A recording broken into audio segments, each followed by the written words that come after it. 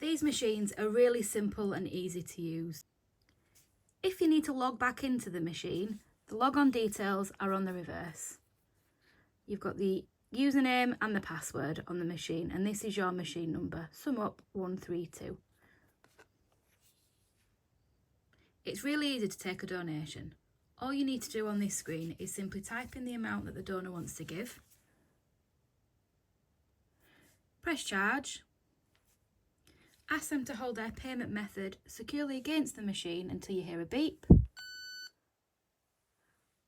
Once they remove their payment method away, which could be a card, a phone, a watch, you have an option here to either send them an email receipt, which is this one here. If you press the envelope, you can then type in somebody's email address to send them the email receipt. Or you can press this message receipt and it will send them an SMS receipt of their transaction as well. If nobody requires a receipt, I wouldn't offer one because it's much quicker to take the next transaction. If you don't, simply press done after you've taken the payment method and that will take you back to this screen.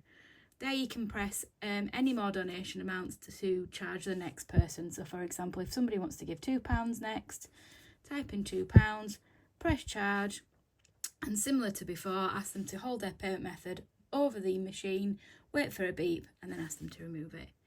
If you do anything wrong or they change their mind, so in this example, if they don't want to give £2 anymore, simply press the bin button. It will ask if you want to clear the transaction, press yes, press done, and it will go back to the keypad where again you can select whatever amount you want for the next donation. So if somebody wants to give £5, then that's how you would do that, or press the back button to go back. The menu function on this device is accessed by scrolling down. Here you can set the brightness. I would suggest having it bright so you can see. You can also set the lock function, so for the screen to turn itself dark after a certain number of minutes. So you can change that depending on how long you're going to use the machine for. On here is also the connections tab. If you have simple Wi-Fi to connect to, so that's Wi-Fi that just requires a password and no form of dual authentication, you can connect to Wi-Fi by simply turning the toggle on, allowing the machine to search for local Wi-Fi networks, selecting the required network, and typing in the password.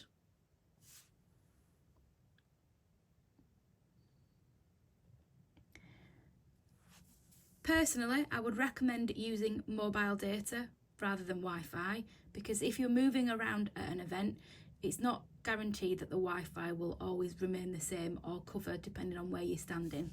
So to turn Wi-Fi off, you simply just turn off the toggle, and you can see here in the top of the screen there's the signal strength indicator. So this has got 2 out of 4 bars. If it goes down to 1 or nothing, a transaction might not necessarily process first time. So try and go somewhere where there's lots of mobile data. To look at how much you've raised on the machine, tap Sales History. And this will bring up all transactions that have been taken on the machine. So please scroll through and count those up. But please be mindful that some historic use of these machines will be on there, so only look at the income data for the dates when you've used your machine. So you can see here the 2 transactions I've done today and the one that we cancelled. These machines are really simple and easy to use. You can't really go wrong. All you need to do is input the amount, press charge, and just make sure that there's sufficient contact with the payment method. If for any reason there's a glitch or it's not working properly, I would suggest turning it off quickly by pressing down the power button for a few seconds until you're faced with this screen and press shut down. Allow the machine to completely shut down and then turn it back on again. To preserve battery on the machine, you can pop it into standby mode when you're not constantly collecting. To do this, quickly press the power button on the side of the machine to pop it into standby mode and quickly press it again to turn it back on.